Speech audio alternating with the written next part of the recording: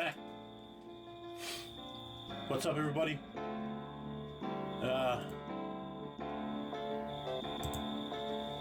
This is the first one for 2021.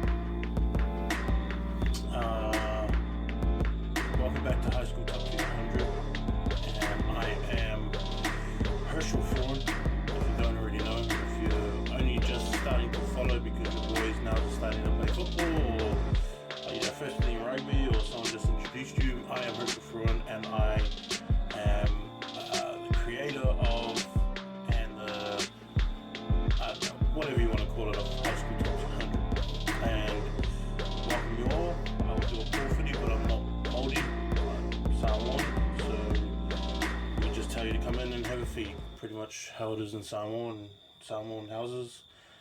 So I'll give you a feed of knowledge for first 15 and sports, because I do have a lot of stuff that I do want to talk about.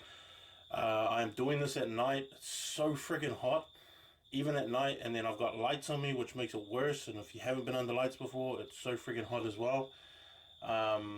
So yeah, it does take quite a bit off you, but I want to get into some stuff. I got some stuff that I want to talk about. I always have stuff that I want to talk about. I always have like things that I watch so much sports. I support so many teams. All that kind of stuff. And so like whenever I sort of think about like sports in itself, like I always look at, obviously my Jazz are killing it right now in the NBA. BYU's doing okay in basketball. They're pretty good. They lost to Gonzaga, who was number one team in the country, and they lost by like 10, 11 points. And the way that those basketball games end, it always comes off the end where they're just fouling, shooting free throws, stuff like that. Chargers did okay. We've got a really good quarterback coming through. Hunter Henry's trying to leave, and I hope he doesn't, because we need a tight end. Watching the the Super Rugby preseason trials, or whatever you want to call it. I still like the way that my Chiefs look. I love seeing that all these guys are making the Super Rugby now, and every year I look and there's just packed with names of guys that I've watched throughout high school, and guys that I've admired from afar and that I've talked about tirelessly, and really put a lot of thought into the players that they were in high school, and the first team rugby. So I'm real proud in the way that I see them, and for me personally, and I say this all the time, like even though these guys are just first 15 players, and even the first 15 players that are there this year and the ones that are coming on, within the future, is that like the way that I see it is that I'm always a fan first, and then I'm always secondly a supporter of the player themselves. So like all you new parents that are on this, like I'm never for the union, I'm never for a team, I'm never for a school. I'm always there for the player first, and whatever they feel is best for them, then I'm ride or die 100% for that player and the parents, and making sure that whatever they feel comfortable with, I will promote that and I'll support them as well. And I always have a lot of parents hitting me up and saying, this is my situation, this is what this is what agents have been saying, this is what an offer is, and then, give me some guidance and some feedback on how we should be thinking, or, is it good and is it beneficial? Is he going to the right place? Things like that. And my first question always is like, does he want to play league or does he want to play rugby? Like that's always kind of the first thing, because you don't want to do something that you hate and something that you don't love doing. Like they may look like they like being there, but at the same time, sometimes they just like the company that they're with. Teammates are great things. Like teammates are great things in terms of being able to keep someone not occupied, but keep someone interested. In a way, and like I know that the way that people think about players, but players are they're pretty loyal to those that are wearing the same color uniform as them, and with all the things that they sort of go through on the field and stuff like that, man, a lot of players are just going to be ride or die like that as well, and they'll always stick up for stick up for their teammates and the guys that they're with. But when it comes down to it, I think the initial thing that I would always say is like, pick the sport that you want to play. Pick the sport that you love and that you enjoy putting all that sacrifice into, which is the other thing. So yeah, any of you guys that are new to this, any of your kids that have just come from under 15s into first 15 or under 16s or whatever, and this is your first year, and then this is kind of like what I'm about, and that's sort of a little short introduction and stuff like that. I'm not an ex-player, I'm not an ex-coach, I don't come from the rugby circles, I'm not part of the industry or anything like that.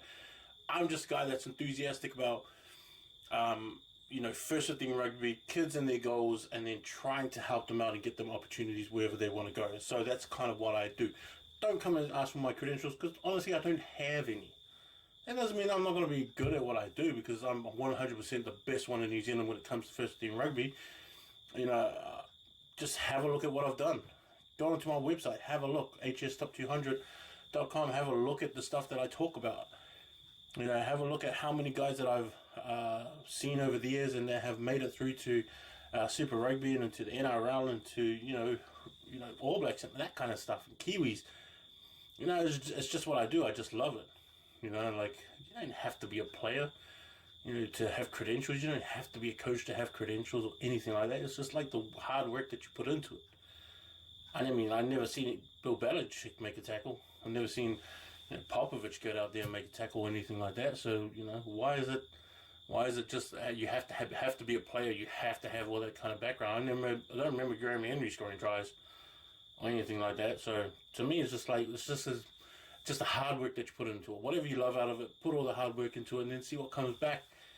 And I feel like I'm diving too. I feel like I've led this on, and I've created something that has gotten sort of into the heads of some of these players that are coming through, and the level of rugby has lifted a lot since me doing what I'm doing and Sky doing what they're doing, and just promoting players and promoting schools and promoting the sport. And there's always this internal argument, I guess, for the people at the top of the sport and the people that are trying to build the sport as a sport and get numbers and all that kind of stuff, because rugby's really battling with netball and basketball in terms of how much you can get playing, and all the numbers you can get playing, and rugby is struggling in terms of numbers, but in terms of, I guess, what everyone would love to see more, it is going to be rugby. It's always going to be the All Blacks. And it's not going to be like All Blacks, and I'm not trying to diss any sport at all, but All Blacks is never going to take over All Blacks. Never. Silver Ferns are not going to do it. Kiwis definitely going to do it neither. So in terms of what's what is always going to be the most thriving sport, it's going to be rugby. It's going to be the All Black, and it's going to be that Silver Fern on their chest. And that's what everyone else is going to be ride or die for. Now, that decision is different from do I want to put my son into rugby? That's always a different discussion. Don't say that those two things are the same thing, because they're really not. They're really not at all. And so there's always a battle up at the top where they're trying to get more kids to play rugby and play different forms of rugby, which is great, and that's okay. And I think one of the things that I guess one of the things that they want to sort of pinpoint now, and something that I've been thinking about as well, and I agree with them at the same time, is that as I write my notes, first 15 girls rugby is something that needs to be addressed and needs to have a lot of time put into it. And then I had an opportunity to sit down with New Zealand Rugby Union, all that kind of stuff, New Zealand secondary schools, and sort of discuss something that goes on, something to help. And I come up with an idea, and I want to share it with you guys, because I think that it's going to work. I think I have this really, I feel really good about it, and I think that it will work. Work in ways in terms where I guess that the players get what they want to get out of it. and this is the girl players. The girls they will get what they need to get out of it. Schools will be able to cope with the, I guess, the funding, travel time, things like that. Also, numbers is another one. I mean, I looked at so many girls' schools around the country, around the different regions, and wondered why they, because there's no real. I mean, I guess with first 15, New Zealand secondary schools and even rugby union don't really have any kind of say in it. Like the principals run that stuff. 1A they run it with the principals. Super 8 does the same. CNI does the same. UC Championship is the same as well as Wellington. Like everyone pretty much is governed by the principals, and then the principals getting together and then sort of creating these competitions and then pushing that, their agenda apart. Using those first 15 boys. And Super 8 have got it perfect. They've got it perfect. The Super 8 where they have all these sports that are participating into it, and then you have your soccer and cricket and volleyball. Shout out to the Napier boys. I'd never thought that Tauranga would give this up. Tauranga is always great at volleyball, always going to be one of the top in the country, and Napier beat them yesterday, and so that's a great feat. But the Super 8 always have all their sports taken care of, all against boys' schools and all against sort of the biggest boys' schools. I love the fact that Auckland Grammar like to come down and play Hamilton boys and New Plymouth boys, and then bring all their teams. And so, all these teams get to travel and sort of be a part of competing against other schools outside of your area. That's one thing that I like about rugby, is that, and even with this lockdown, is that people don't have, schools can't travel anymore. They can't tour to other countries because we're the safest country in the world right now. But now it gives everyone an opportunity to, hey, how about we just travel within our own country, and then we'll start, we'll start playing teams that would never think of playing, okay? Things like that. So that's one of the advantages. The girls, on the other hand, don't have that luxury of being able to do that. So one thing they struggle with is numbers in terms of girls, because in girls' schools, I don't know this for sure, but I have this feeling that some principals don't like their girls playing rugby, which is fine, and understandable. A lot of them that have great hockey teams or netball teams or basketball teams aren't really willing to give up that stronghold on, I guess, the school sport that makes their school go. That's the driving force of their school. So some of those girls can't play rugby or can't play sevens. The other thing I was thinking about as well is that the travel cost is always going to be something that's tricky too. Some small schools that are good at rugby just can't travel. And then I guess when you come into Condor seasons, everyone sort of, I guess, waits for that time, and then they're able to get the budget that they need to travel for Condors and, make a great tournament out of it. So all this kind of stuff that's put into it, and I was thinking about it as well. So I was thinking, and I was aiming for term 2 and term 3. Term 2 and term 3, obviously both of them are 10 weeks. So my idea was that you have a 10-a-side tournament every 4 weeks, meaning that in term 2 you're going to have 2 10-a-side tournaments, and you will do them within the region, the franchise region that you play in. For example,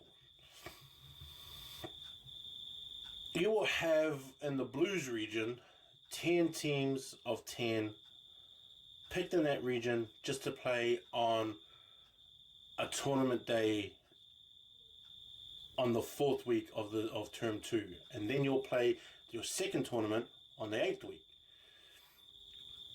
meaning that these that the girls are able to not only train and be able to build a game plan, but also be able to play a bunch of games all in one day, and then go back to their sports, the other ones that they're a part of, and then wait for the second one.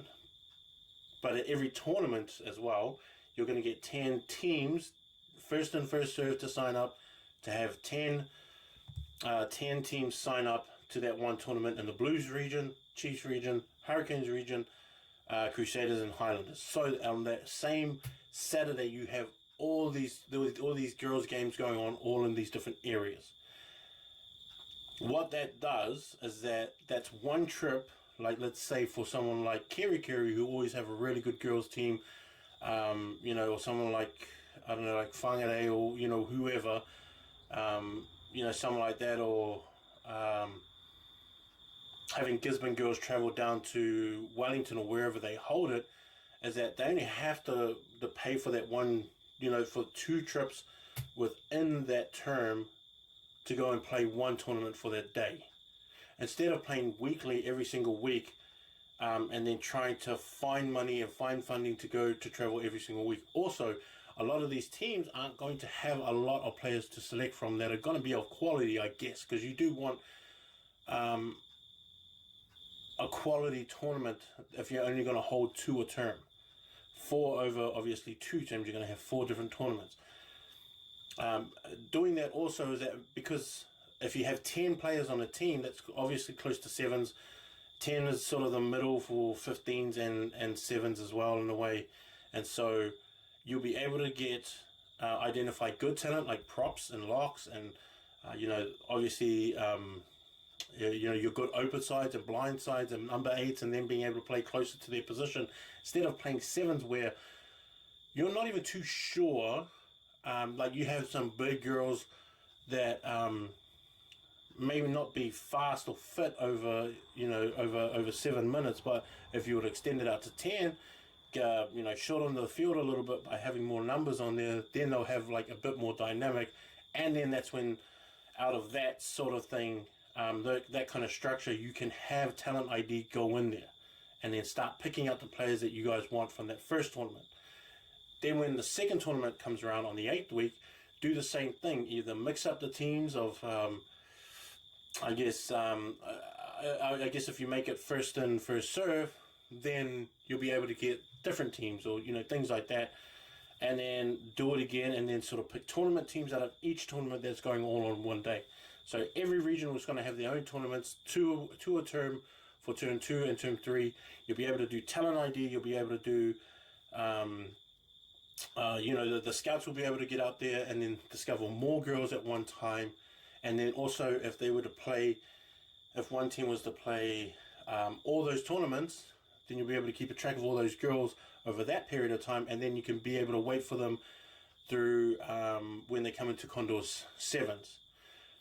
My thing in this is that if you're able to get a talent ID for all these players all over New Zealand, all on this one day, everyone can sort of communicate and go, okay, now we can pick a proper under-18s Chiefs, a proper under-18s Blues and Crusaders and Highlanders and Hurricanes, and have those girls have their regional rep teams as under-18s. Have a girls under-18 Blues, have a girls under-18 Chiefs team, and have them all come and play together. Have them all come and play a tournament, a proper one, and then pick a proper under-18s New Zealand secondary schools team for the girls. And if you have these 10-a-side tournaments, 2 in term 2 and 2 in term 3, as well as their own little games that they have in their own tournaments, because Palmy has a really good one, Auckland has an okay one, Hamilton girls struggle to find teams to play. Wellington has a pretty good setup, and so does Christchurch and Otago have pretty good ones. Like, I think Christchurch may have the best tournament in terms of girls in the country. But because you're going to have all these girls all playing on the same day, everyone can communicate and then go, okay, she played good again in this tournament. It wasn't just a fluke in the last one. She's getting better over time, all that kind of stuff. And then you can finally bring a New Zealand secondary school girls team together. A proper one. Everyone will be able to play in their Blues and Chiefs and Crusaders teams, all under 18s, and you can pick New Zealand secondary schools, and then New Zealand secondary schools can go and play like under 19s provincial teams or something like that. They have that is already set up. Let them play those kind of things. Give them something to aim for as well. because we have enough good girls to play. You know, like, we have enough good girls out there that are so talented that you know, I think that they need their own tournaments. You know, they need their own national rep honors. I mean, Sylvia Brunsman playing, you know, for the Farah Palmer Cup for Auckland and starts like against women. You know, it's just like, yeah, it's a year 12 and now she's year 13. Her and Georgia Miller, about, you know, the best ones that you have. You have like Javina Ovile was the other one. Madison Mataafa, she's like another one. Girls that we saw, you know, Trinity Glaciers, like all these girls that we've seen from Condors, all these girls can play 15s, but we don't really give them a platform to actually do it where we can all see it and we can all watch and see how good the game is getting for all these girls. We just see it at Condors and we think that, oh yeah, it's just going to be a series game. It's like, nah, like let them play their 15s. You know, like sevens is not just the end for them. That's why, like, if we're going to try and promote the Farah Palmer Cup and get girls to aspire to be that, why not start choosing these Chiefs Crusaders under 18 teams now, and giving these provinces like the best chance to start recruiting these girls and finding out who they are, and don't tell me, and like don't spin this BS like, oh, we've got people that go and look and say, no, you don't. Don't talk that smack, don't talk that rubbish and think that like we've got people on the inside taking care of like whatever. Honestly, 100% whatever. You know, like and like I want to help the girls out. I have the boys to do. If I had more time and more resources in terms of this, I'll be able to do the girls one as well. Actually, if I found someone to do the guys one and I just looked over and just sort of gave them help to how to do it, and they jumped on board, I'll be like, yeah, I'll just go and do the girls. I'll make sure that they have a ranking. So I'll make sure that they all get talked about and they all get, you know, noticed, and they all get, you know, their photos taken and articles written about them, me talking about them on podcasts. Because these girls train too. They have sacrifices. They've got goals. You know, it's like, well, why not? And that will be that to me is probably the best idea that you're going to come up with a tournament for the girls, and just to get it started. And 10 teams isn't like the limit. That's just what we're going to start on. 10 teams and all 5 regions, all in the same weeks. Making sure that you have a tournament all in one place that all teams can get to. I mean, I know it's going to be hard down south sometimes. You know, if you have like teams from Nelson and Marlborough going down to Christchurch, and that is hard. But I mean, if you're only making those 2 trips, at least the girls can look forward to it, and then they can play whatever games that they're playing. If they're playing, you know, sort of women's club rugby and stuff like that, and then, you know, let them go and play schoolgirl rugby as well for those tournaments. It's like, yeah, of course. Why wouldn't you let them? And just start off with 10 teams in each region, and then just build on it. Like, obviously, just build on it. I mean, there's nothing for them right now, so why wouldn't this help? You know, like, why wouldn't this work? I think it'll work 100%, and I don't think any girls' team in the country would not want to do something like that. They get to be like the boys in terms of being able to play schools that they would never really necessarily play. You know, like, you'll be able to mix them up. The girls be able to get to know each other just from seeing them at tournaments all the time. And, you know, the age gap is so big that you get girls that are year 9 sometimes playing in these girls teams because the numbers are short. But if you have a girl from year 9 playing all the way to year 13, going to all these tournaments and stuff like that, she's going to be known. She's going to know how it is. Her experience is going to be a lot higher. Her talent level in terms of what she can do is going to be a lot better as well as the talent ID that you'll be able to figure out, like that she's been here for the, you know, the past 4 years and this is her senior year. You're going to be talking about that. I would definitely talk about it, 100%. But they have to start moving on something like this already. They have to do something. And this is just my idea. I feel like it can work, and I'll help them out. I'll help them out. I'll jump in and do it. I'll contact schools and I'll make sure that they're informed of their thing. But you're gonna have to back me up. You gotta put. You guys got more resources than I do. I'm just here giving my opinion.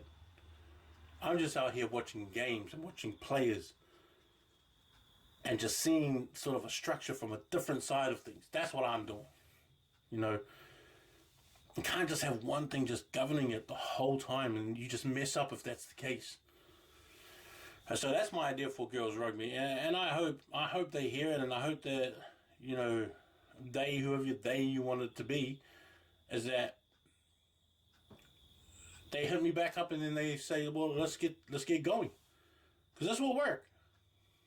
10-a-side tournaments, 2 every term for term 2 and term 3. 10 teams rotating, first and first serve, all traveling to one spot, playing a full day of tournaments, find out the winners, pick a tournament team if you want to name it or not, whatever, have all the talent ID people that you have out there coming and joining it, and then having a look at the girls and start reporting on them, man. Talk about them. Why am I the only one talking about players? Not even my job. I created my job because I wanted high school people that put all this time and effort into this stuff to actually be noticed for what they do, noticed for the sacrifices that they give up. I can't be the only one that cares as much about it. Come on. And those that have kids, that are playing first 15 or playing any sport, and you hear sort of like when you're in bed and you hear your son or your daughter get up and like the alarm goes off at 5 o'clock, and then you hear them sort of shuffling around, and then they're out there going for a run. Those are the ones that you sort of, you want to back up.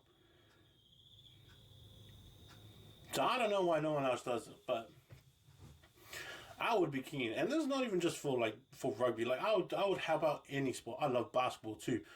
Like and I hope I can one day do basketball as well, because I love basketball. Volleyball's been cool too. Like I'm just here for high school kids and high school talent, and making sure that at least they get some kind of recognition, and someone wants to help them out with opportunities. That's kind of what I'm here for, And that's funny too, man, because I've been doing this a while, and the thing is that sorry, just taking notes, but for what I do, and people always say that it's just like, yeah, it's always about our kids, it's always about the future, it's always about this and that. I mean, with the amount of followers that I have, I feel like this is just me, that what I'm doing is good. That what I'm doing and what I'm sacrificing stuff that I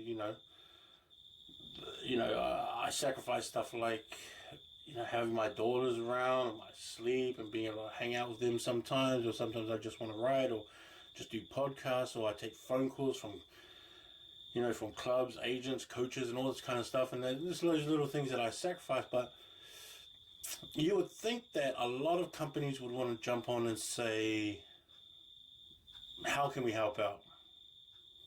What more do you need to help out these kids to help them, get opportunities and get dreams going and get this and that, all that kind of stuff. You'd think that would be the case.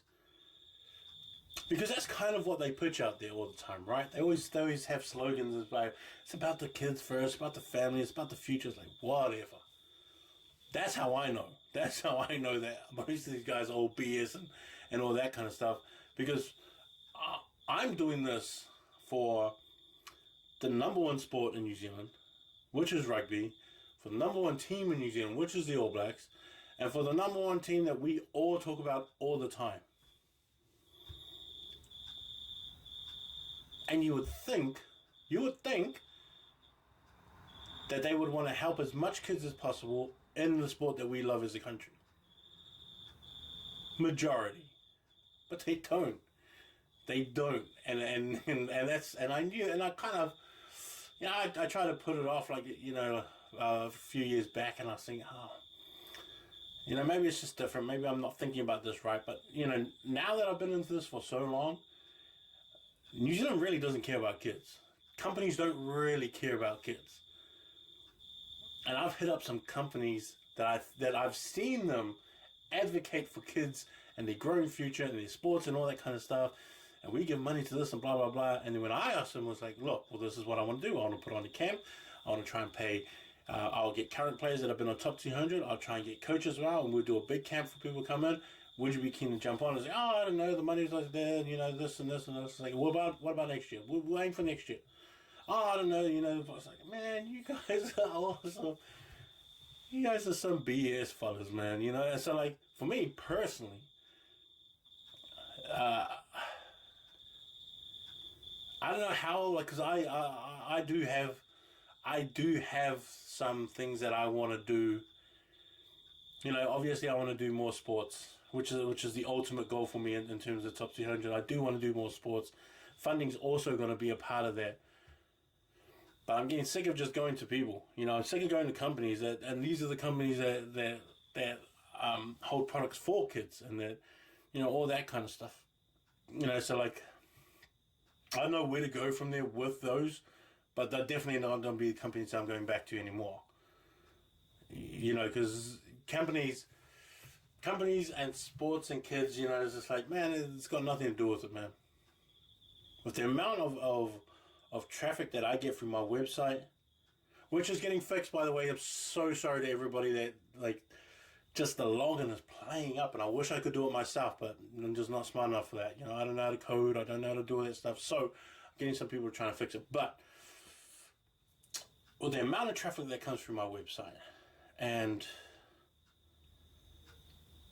the amount of players that have come through top 200, you would think that those big companies would jump on board and go, well, it must be working. There must be something in this that all these players that come through, he's pretty much got most of, like 90% of them right. I miss a few here and there every single year, and that's a given. So, and like, my opinion or my bias and all that kind of stuff will always come into it, that kind of thing. But that's 200 kids that I profile, and that's just for the top 200, not for the top 100 or the top 60. And this is 100 teams that I'm doing every single year. Well, I'm actually doing like 123 teams, but just the rankings of teams is just 100 teams. So I really cover 123 teams, but then only 100 can make it on that ranking, right? And so you'd think that they would want to jump on board. Really, they're just BS. To be honest, that's just the way it is. Everyone says that, oh, we care about kids, all that kind of stuff, blah, blah, blah, whatever. And so, so I do venture into other things. I'm just one of those guys, I made up this job. I made up what this is, and I made up, and I thought I'd just take a chance. I thought this is a great idea. I'll do it. America does it. Europe does it for soccer. All these different countries do rankings for high school kids. So why don't we have it here for New Zealand for rugby, which is our biggest sport? It's just that we don't get support. I don't get support for like rankings and stuff. It's like I must be like the only country. We must be like the only country that doesn't like the ranking system for some reason. Because I've looked at every country in terms of like whatever their main sport is, and they always have rankings on that. Even tennis, I just noticed, had rankings for players for high school in New Zealand. But they don't want to recognize mine. It's funny too, because I was having this conversation, right? Having this conversation with one of my mates from my mission, and he was a mean baller and stuff like that when he was at high school, and he went to Narawahia High School when there was like a few years, I think, remember when they had an academy out there, and he was one of the main players out there, just one of the best players in New Zealand for basketball. And I was having a discussion with him because his daughter, he lives out in Australia now, and I was talking to him about it, and the approach of being left out and all that kind of stuff, I do understand. I do understand, and even with my own two girls, I understand that missing out on something is can be, I guess, can be hard hit in terms of emotion for that kid and what they do. In terms of do they pursue it again? if they don't make a team, if they don't make a squad, if they don't make a whatever. And I do understand that side. I do also understand the side of you can't make everything. I mean, you don't apply for every job and get it. You know, you don't apply for a loan and just get it because you want it. Or any team that you just want to play for, because it's like, yeah, I just want to play for the Chiefs. I'll be there on Monday. It's like, no, you're too fat, you're slow, your knees are terrible, your back is there, you don't have like the skills anymore. It's like, you can't just want to do it because you want to do it. And so for me, it's like more about the talk about it, you know, talking to your kids about it, talking about your, you know, about missing the cut and missing the team and falling short and getting back up and all that kind of stuff. And so I was talking to him about, you know, how they do it. And he was going, man, in Australia, man, we have so much money, so much resources because they care about everybody being good. Everybody playing their best. Everybody being at the top of the game. And I was kind of like thinking, is our approach just really wrong about this? In terms of like, well, we lowered our bar so that everyone felt great, instead of lifting everybody up to the bar that we want to be at. And I kind of thought about it in those kind of terms, right? And, you know, the participation child, you know, that's great. I mean, put them in the level that I guess that their talent is at.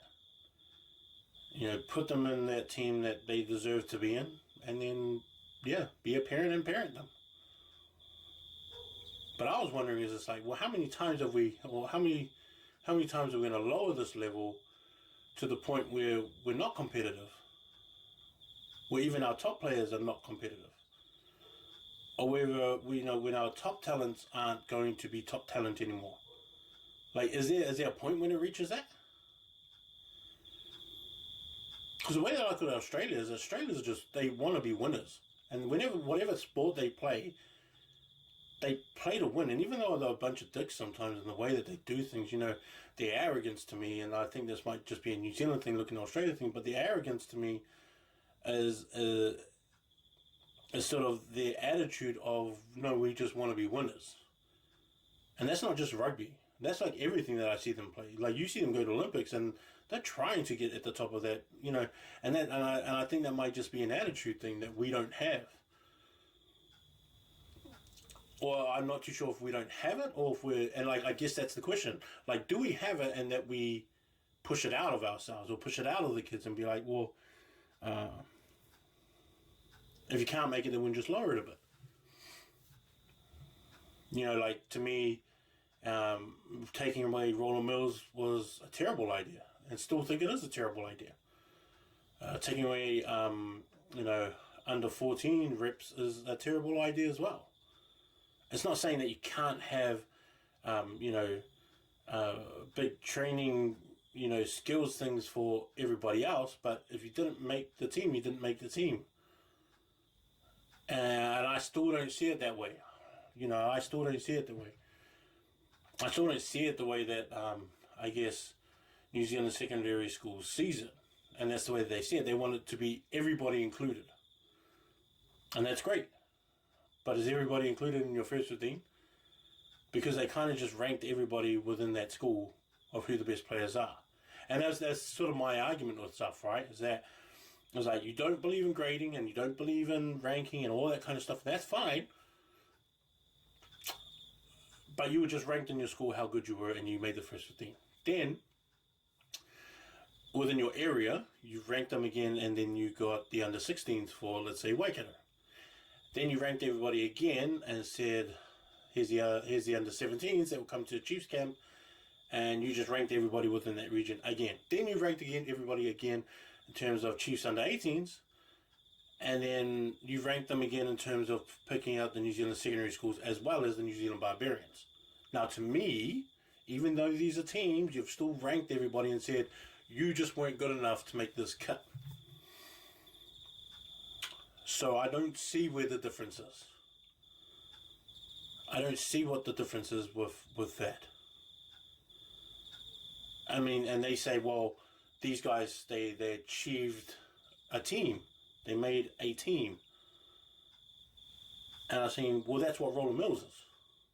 They achieved that team, but you took it away. Even the under 14s, you achieved that team, but you took it away. Now, why is achieving the under 18s? They say, oh, well, it's just young. They're young. I was like, yeah, so they're young.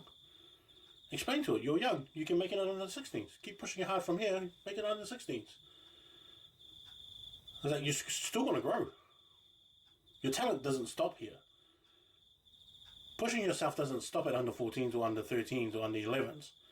It's like, no, you're going to be 17, 18 like your big brother, and you're going to be a different kid. Because you might be taller than them next time. You might be a lot stronger next time when you hit 16. Like, I feel like it's taken out the explanation side of it. Where parents get to be parents and go and try and have the talk with them about, you know, it's all right. My daughter's, one of them's terrible at sport, but she's good at, you know, dancing and singing and acting and all that kind of stuff. I was like, no, you're terrible at basketball. Of course I don't want to pass you the ball. But you're mean at dancing. You can make those teams. You're mean at singing. If you don't make the dance team, it's like, oh, cool, we got it next year. You can do it next year. Things like that, I was like, I mean, we have to have these discussions. And I don't know where it lies with them. And you know, I still don't get, like, I understand what they're saying, but I don't get it. I just don't agree with it. And, you know, the falling of numbers and rugby and all that kind of stuff, to me, it's not got nothing to do with contact or anything like that.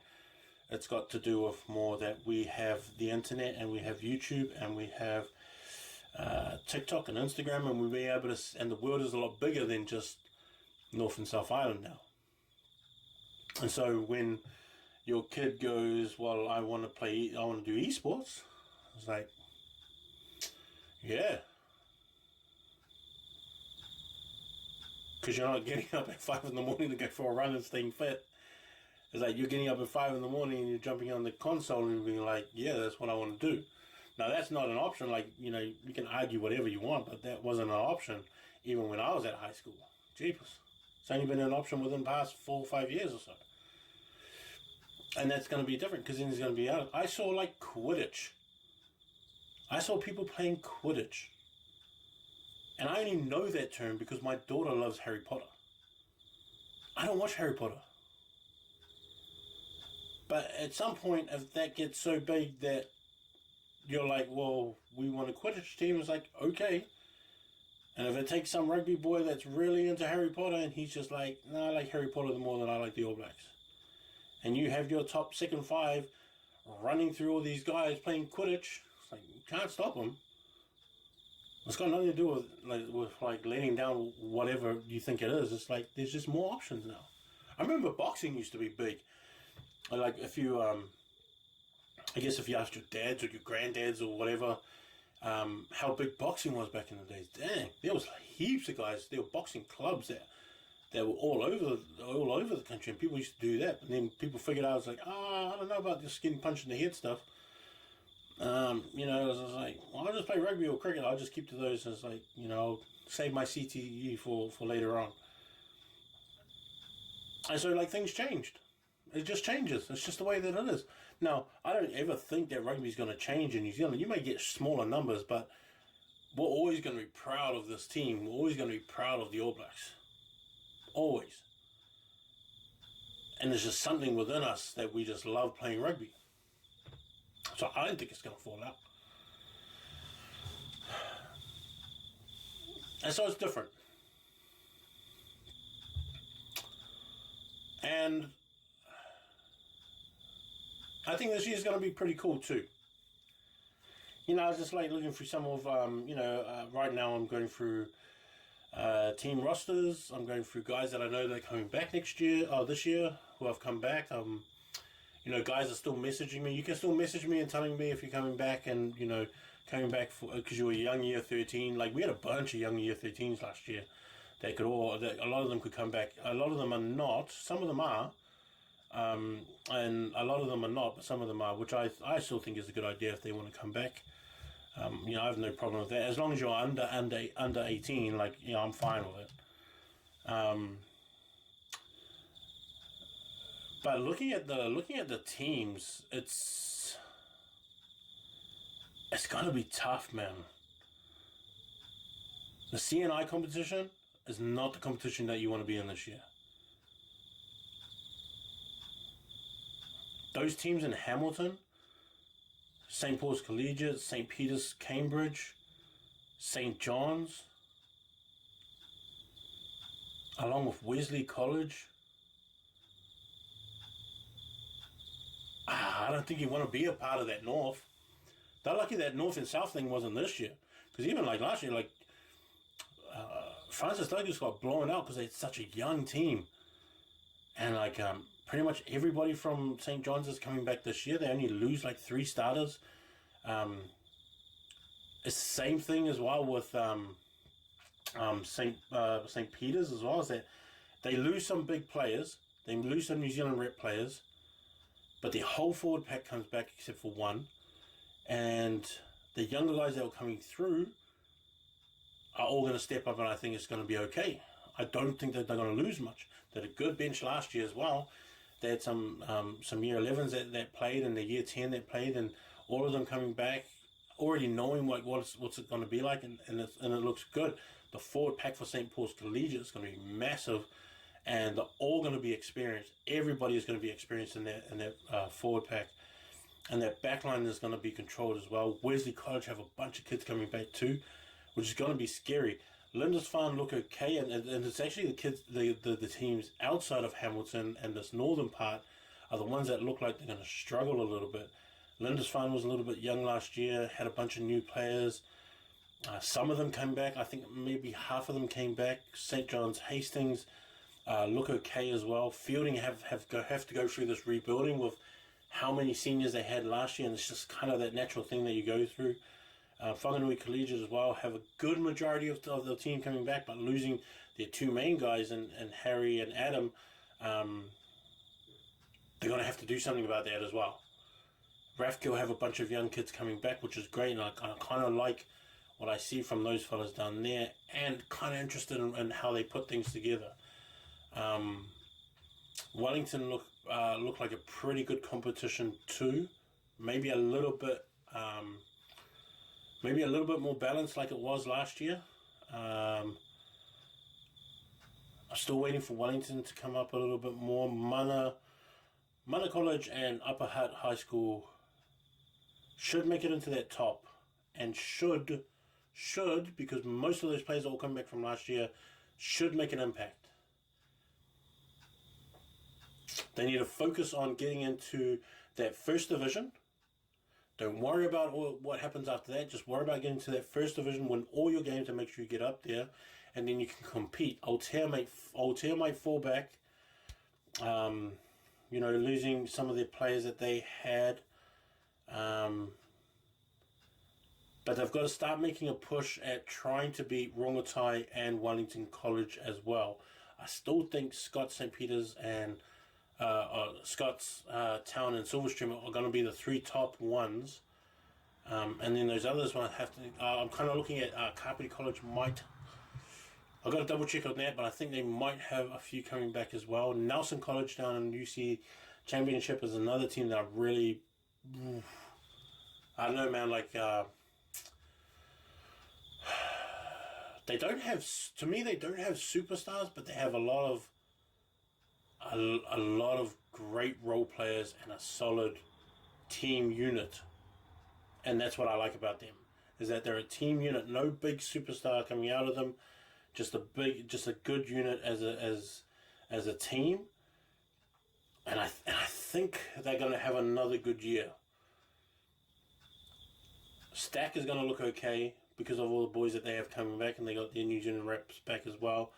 Then they have Christchurch boys will look okay. Christ College looks okay. Shirley boys fall a little bit, and I'm not too sure on what they are right now, but I think there'll be one to look at. There's a few boys from Lincoln combined that I like. So with Timaru boys that I'm feeling a bit too, and I think that they're going to have. It's going to be good to see what they do in the first few weeks and sort of how they put all their teams together, and especially in the UC Championship, trying to put those teams together is kind of how you figure it out. Down in Otago, I still think it's going to be King's High School, but Otago is going to be right there, as well as Southland as well. John McGlashan has fallen off a bit. I still want to see what Wakatupu can do, because I know that they've got some players coming back that I really liked last year. Mount Aspiring is a team that you should watch out for, and they're going to be good for this year and next year. So hopefully if they put it together with all the year 12s that they have here in Mount Aspiring, next year is going to be pretty solid for them as well. And then try and feed some other young guys coming through as well, just so that it doesn't drop off when all those bunch of years 12s leave in 2022. Super 8 looks dangerous. Just to go back up to the top of the country, Super 8 looks dangerous. Hamilton boys are always going to be that spot. But that loose trio for Napier boys is going to be dangerous. It's going to be a good matchup when they play against Hastings, because Hastings have got that national under-15 team that has kind of all come back up, or come up as a unit. So they've had, two good under-15 teams sort of coming together, merging together as well, and that looks pretty solid right now. Gisborne look pretty good. A lot of players are back from Gisborne. A lot of players. Rotorua looks okay. Palmy looks okay, and New Plymouth look new. They look new. They got some boys, but they just look new. That's kind of what it is.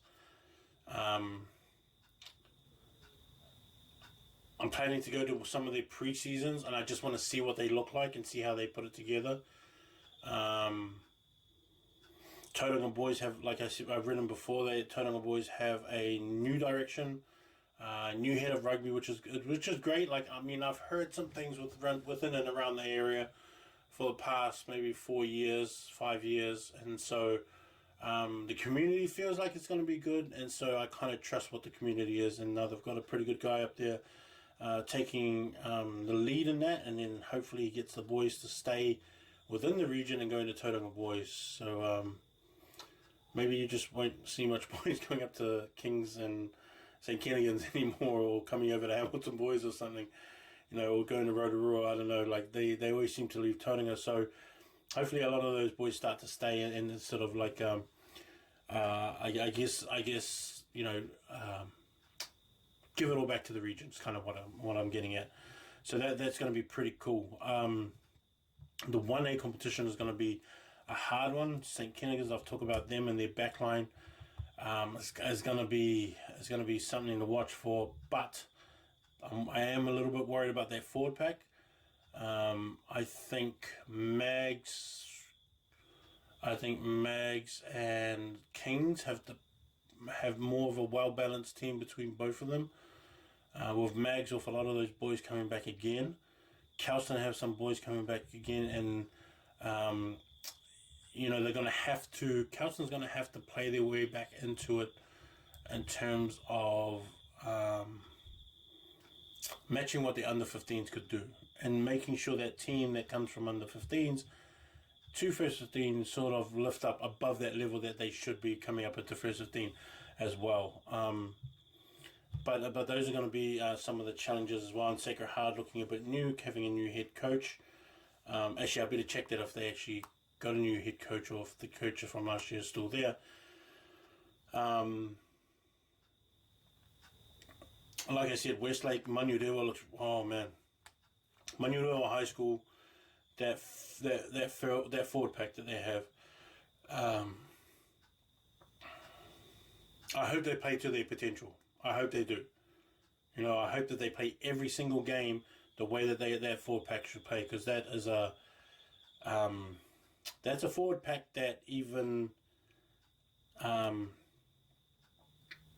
the 1A and Super 8 might give them a run for their forward packs as well, for the most part. Like that Manurewa high school forward pack is pretty big, real physical, and yeah, I'm keen to see what they do over there. Westlake is looking strong as well. The other ones that I kind of like, Massey, I'm pretty keen to see what they look like, because there are a few players that I want to see coming through that lot that they had from past 2 years. Also Tekapuna, a couple of guys that I like from there. Rosmi, I really want to see what they can do. I don't know, they kind of fall short sometimes, even when they have good squads. And so, yeah, it's going to be interesting to see what they have. And then Whangarei as well is another one that I'm looking at too. I'm going to be doing more homework, and putting out some more stuff, and just keeping everybody informed and keeping everybody up to date. I'm going to start looking for more girls games to attend. Also starting to put up girl scores weekly, along with all the boys ones as well. So all you coaches out there for Girls vs. Dean, or if you players, send me your scores every Saturday, or whenever you guys play, because sometimes I know that some of you guys play on Wednesdays and that, but send me your scores so I can post up with everybody else, and then I can keep a track of everybody, who's doing well out there as well. But yeah, that was just a quick spiel that took an hour. Sorry about that. I know that I talk a lot, and I have a lot in here, and I just want to get it out to you, so you guys know how the landscape looks in terms of First 15 rugby. Again, I got a lot of private messages about me putting out a list of guys that I like from each school, who I thought the best player in terms of every single school. So I got a bunch of private messages on that, and so I think that I might just do that for another podcast, maybe next week or so. And so I'll have enough time to do all that kind of stuff. But that's me, Herschel Fruin, High School Top 200. Peace.